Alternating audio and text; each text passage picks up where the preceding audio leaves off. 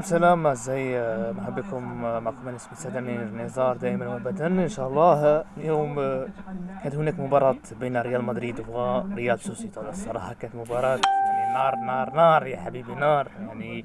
منذ بدايتها الشوط الاول كان الشوط رائعا ومحمسا. يعني الهدف الاول كان من اللاعب اعتقد غونزالو، ويعني بضربة خفيفة سجل الهدف الأول. والهدف الثاني أو الهدف الثاني كان من ريال سوسيداد، يعني هدف التعادل عن طريق يعني ضربة جزاء.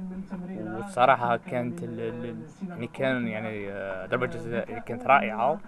الهدف الثالث اللي كان مع ريال مدريد يعني أيضا ضربة جزاء من يعني عن طريق فينيسيوس يعني اللي تم التعرض له، وثم سجل الهدف الثاني لريال مدريد. الهدف الرابع لأيضا ريال مدريد بضربة خفيفة طويلة صاروخية. سبحان الله، هدف جميل جدا.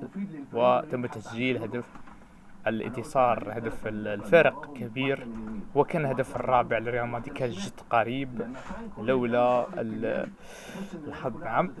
وبالتوفيق للجميع وشكرا. طبعا ان شاء الله ما زلنا سوف غادي نعاد لكم الجزء الثاني بعد نهاية الشوط الثاني، وشكرا. أه وانتم اعزائي يعني ما رايكم؟ هل كانت ريال مدريد يعني تستطيع تسجيل اكثر، أم فقط أم الحظ، وهل يعني تستطيع يعني ريال سوسيداد أن ترجع يعني بالنتيجة وتفوز؟ ويعني دعونا يعني أراكم في التعليقات، وشكرا.